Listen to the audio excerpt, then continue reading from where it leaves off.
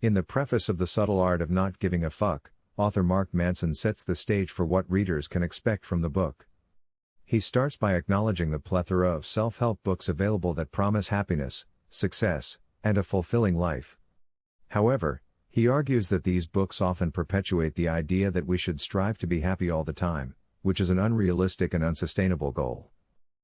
Manson believes that the key to a fulfilling life is not to avoid negative experiences, but rather to learn how to deal with them in a healthy and productive way. He calls this the subtle art of not giving a fuck, which means learning to choose what you care about and what you don't. The author stresses that his book is not a quick fix or a magic formula for happiness. Instead, it is a guide that encourages readers to embrace the imperfections and struggles of life, and to use them as opportunities for growth and learning. Manson also highlights the importance of taking responsibility for one's own life, rather than blaming external circumstances or other people. He believes that we all have the power to shape our own destinies, but we often let fear and uncertainty hold us back. Throughout the book, Manson draws on personal anecdotes and insights from psychology, philosophy, and spirituality to illustrate his points. He also uses humor and profanity to make his ideas more accessible and relatable to readers. In conclusion, the preface of The Subtle Art of Not Giving a Fuck sets the tone for the rest of the book by emphasizing the importance of embracing life's challenges and taking responsibility for one's own happiness. It encourages readers to approach the book with an open mind and a willingness to confront their own beliefs and assumptions about what it means to live a fulfilling life. Chapter 1: Don't Try. In the first chapter, Manson challenges the popular notion that we should always strive to be happy and successful. He argues that this approach is not only unrealistic but also counterproductive, as it creates a constant sense of dissatisfaction and anxiety. Manson believes that we should stop trying to be happy and instead focus on living a meaningful life. This means accepting that life is inherently difficult and that we will experience pain, failure, and disappointment.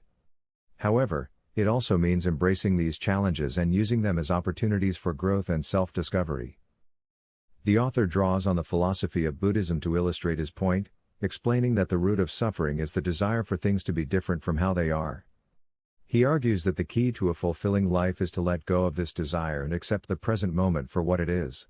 Manson also emphasizes the importance of taking action and making choices, rather than waiting for happiness to come to us.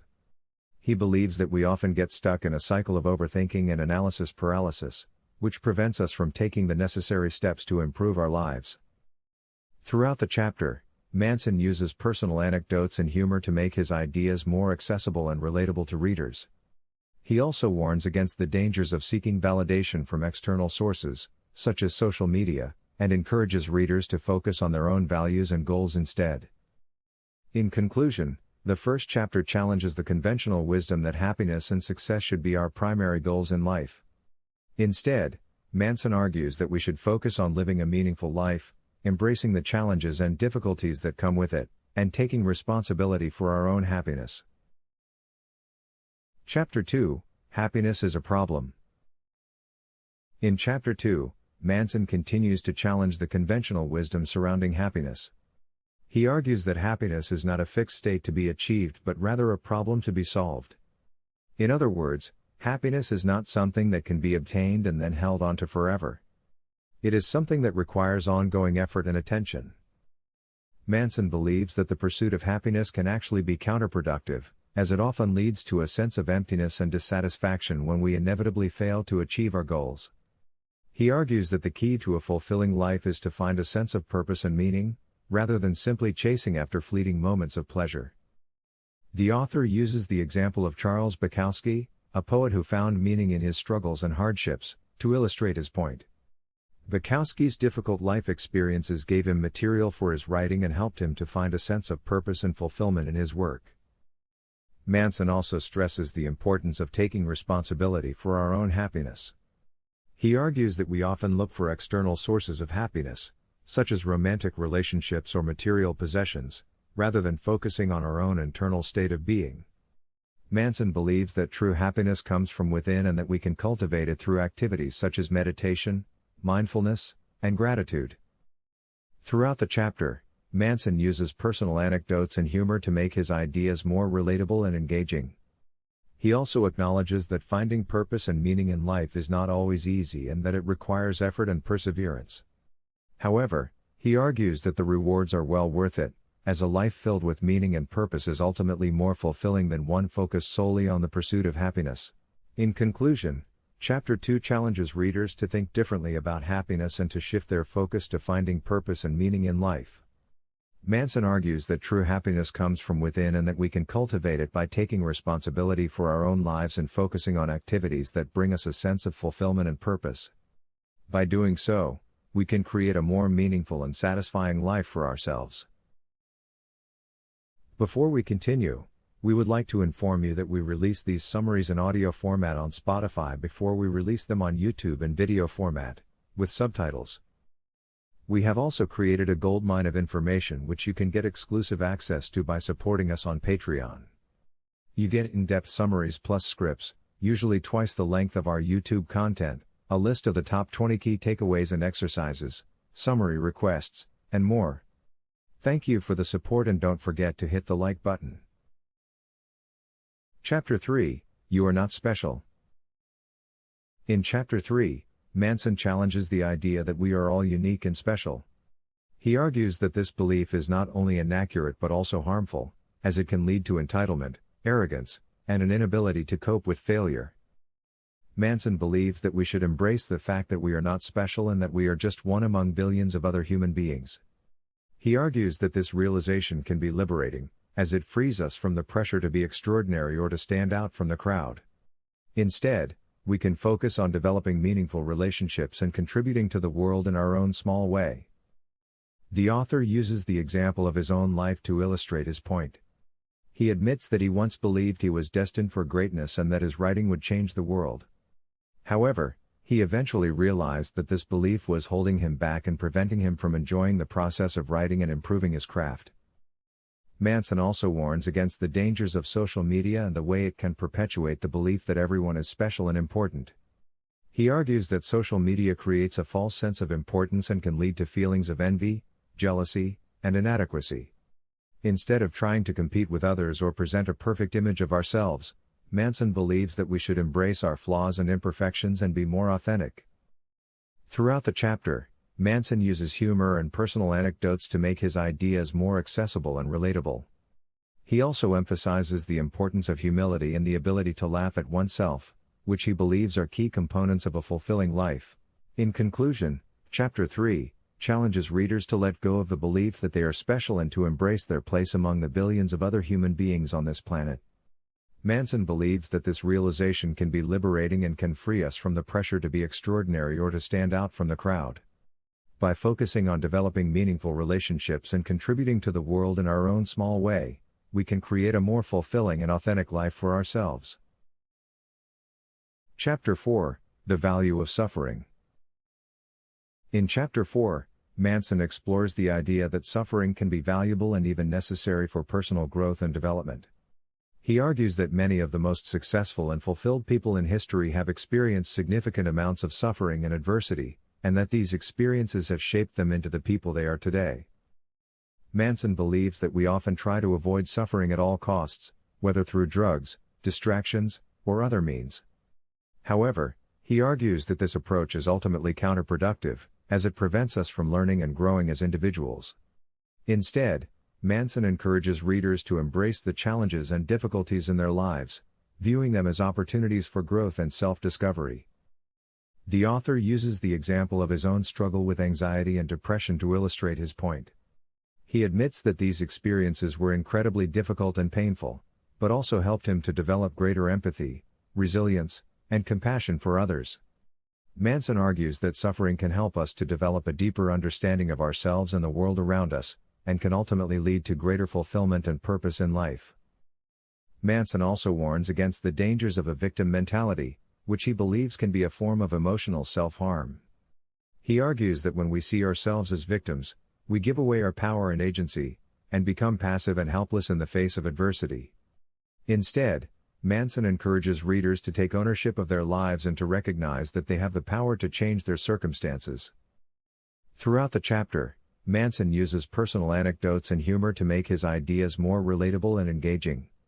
He also emphasizes the importance of perseverance and resilience, and encourages readers to view challenges and setbacks as opportunities for growth and self-improvement. In conclusion, Chapter 4 challenges readers to rethink their relationship with suffering and to recognize its potential value and importance in their lives. Manson believes that suffering can be a catalyst for personal growth and development, and that by embracing it and learning from it, we can create a more fulfilling and meaningful life for ourselves. Chapter 5 You Are Always Choosing. In Chapter 5, Manson explores the concept of choice and how it impacts our lives. He argues that people are always making choices, even when they don't realize it, and that accepting responsibility for these choices can lead to a greater sense of agency and control over one's life. Manson emphasizes that people often feel as though they don't have a choice in certain situations, such as when they are stuck in a dead-end job or in a difficult relationship. However, he argues that even in these situations, people have a choice in how they respond and react. They can choose to accept the situation or take action to change it. Manson encourages readers to take ownership of their choices, both big and small, and to recognize that they have the power to create their own reality. He emphasizes that by focusing on what they can control and accepting responsibility for their choices, people can create a more fulfilling and satisfying life.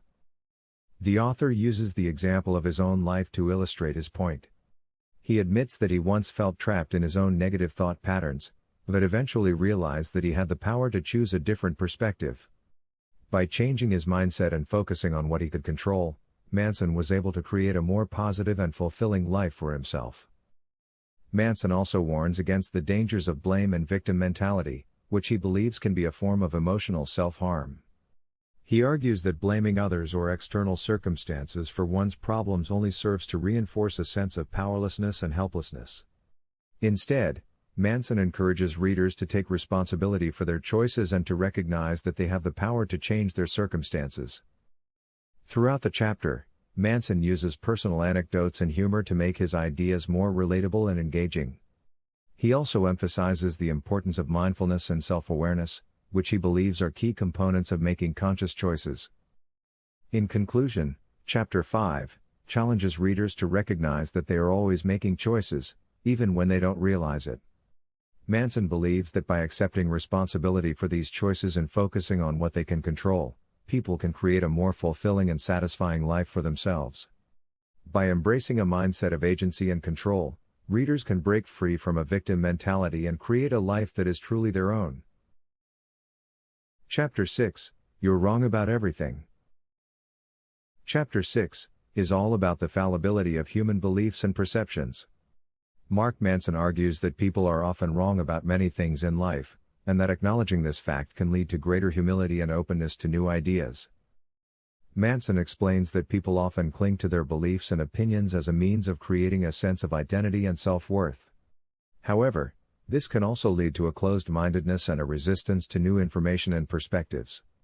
Manson encourages readers to be open to changing their minds and to recognize that their beliefs are not necessarily the objective truth. Manson uses the example of his own experiences as a blogger to illustrate his point. He admits that he was initially resistant to feedback and criticism, but eventually realized that it was necessary for his growth and improvement. Manson emphasizes that being wrong or making mistakes is not a reflection of one's worth or intelligence, but rather an inevitable part of the learning process. Manson also cautions against the dangers of dogmatism and tribalism, which he believes can lead to a narrow-mindedness and intolerance of differing perspectives. He encourages readers to embrace diversity and to be open to learning from people with different backgrounds and viewpoints. Throughout the chapter, Manson emphasizes the importance of intellectual humility and self-awareness. He encourages readers to question their own beliefs and to be open to changing their minds, even if it means admitting that they were wrong. Manson also stresses the importance of listening to others and being willing to engage in constructive dialogue and debate. In conclusion, Chapter 6 challenges readers to recognize the fallibility of their own beliefs and perceptions. Manson encourages readers to be open to changing their minds and to embrace diversity and differing perspectives. By acknowledging their own limitations and being willing to learn from others, readers can become more open-minded, empathetic, and intellectually humble individuals. Chapter 7 Failure is the Way Forward. In this chapter, Manson discusses the importance of embracing failure as a natural and necessary part of the process of growth and success. He argues that society often promotes a culture of perfectionism and avoidance of failure, which can be counterproductive and prevent individuals from taking risks and pursuing their goals. Manson believes that failure is not only inevitable but also essential in the journey towards success. He encourages readers to reframe their mindset towards failure, seeing it not as a sign of weakness or inadequacy but as an opportunity for growth and learning. In fact, failure can teach us valuable lessons that we would never have learned without experiencing it. By embracing failure, we can develop resilience, grit, and determination, which are essential qualities to have if we want to succeed in life. The author argues that complacency and the comfort of mediocrity are dangerous because they prevent us from challenging ourselves and taking risks. It is only through challenging ourselves and pushing past our comfort zone that we can experience true growth and progress. This involves embracing the possibility of failure and being willing to take risks that may not pay off. Moreover, Manson highlights that success often comes from persevering through failures. He argues that we need to be able to bounce back from failures, learn from our mistakes, and keep moving forward. One's attitude towards failure is crucial in determining their ability to move forward and continue striving towards their goals. Manson offers practical advice for reframing our mindset towards failure. For example, he suggests taking responsibility for our mistakes, learning from failure, and being willing to ask for help. We should also set realistic expectations and focus on progress rather than perfection. By doing so, we can avoid feeling overwhelmed and discouraged by our failures and instead use them as motivation to keep moving forward. In conclusion, this chapter emphasizes the importance of embracing failure as a necessary and valuable part of the journey towards success. By accepting failure and being willing to take risks and challenge ourselves, we can develop resilience and determination to overcome setbacks and achieve our goals. Manson's advice is a reminder that failure is not something to be feared, but something to be embraced and used as a stepping stone towards success. Chapter 8: The Importance of Saying No. This chapter discusses the importance of saying no and setting boundaries in our personal and professional lives. He argues that saying no is essential to preserving our time, energy, and resources and maintaining our mental and emotional well-being. Many people struggle to say no because they fear rejection, disappointing others, or missing out on opportunities. However, saying yes to everything can lead to overwhelm, burnout, and a loss of control over our lives. By learning to say no and setting boundaries, we can prioritize our values and goals and make more intentional choices about how we spend our time and energy. Moreover, the author highlights that saying no can actually be beneficial for our relationships and professional success. It can help us avoid overcommitting and underdelivering, which can damage our reputation and credibility. By being honest and upfront about our limitations, we can build trust and respect with others and avoid resentment and conflict. Manson offers practical advice for learning to say no effectively. Firstly, it is important to understand our values and priorities, as they will guide us in making decisions that align with our goals. Secondly, we should be clear and concise in our communication, stating our boundaries without apologizing or making excuses. It is crucial to be honest about our capacity and limitations, as this will help others respect our boundaries. Thirdly, offering alternative solutions or compromises can help us maintain positive relationships and avoid burning bridges. Finally, we need to be mindful of our energy levels and prioritize self-care and rest to avoid burnout. In conclusion, this chapter emphasizes the importance of saying no and setting boundaries in our personal and professional lives. By learning to say no effectively, we can preserve our time, energy, and resources, prioritize our values and goals, and maintain our mental and emotional well-being. Saying no is not a sign of weakness or inadequacy, but rather a powerful tool for living a more intentional and fulfilling life. To implement the advice from this chapter, it is essential to practice self-awareness and self-care. We need to understand our values and goals, and set clear boundaries that align with them. We should be confident in our decisions and avoid feeling guilty or ashamed for saying no. By doing so, we can take control of our lives and make intentional choices that lead to greater happiness and success.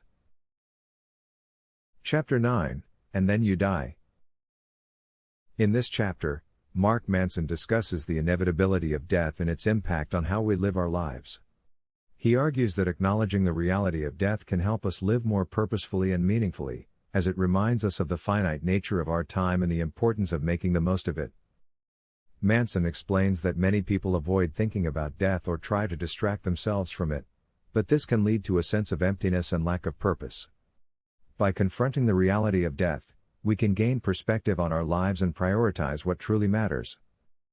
Moreover, the author highlights that the fear of death often drives our behaviors and decisions. We may feel pressure to conform to societal norms or pursue external validation, as we seek to avoid the discomfort of confronting our mortality. However, Manson argues that true happiness and fulfillment come from living authentically and in alignment with our values and goals, rather than trying to meet the expectations of others. Manson offers practical advice for embracing the reality of death and living more intentionally. Firstly, he suggests reflecting on our mortality and the limited time we have on this earth. By doing so, we can gain clarity on our priorities and focus on what truly matters. Secondly, we should embrace our fears and confront the discomfort of uncertainty and change. By doing so, we can develop resilience and courage, which are essential qualities for living a fulfilling life.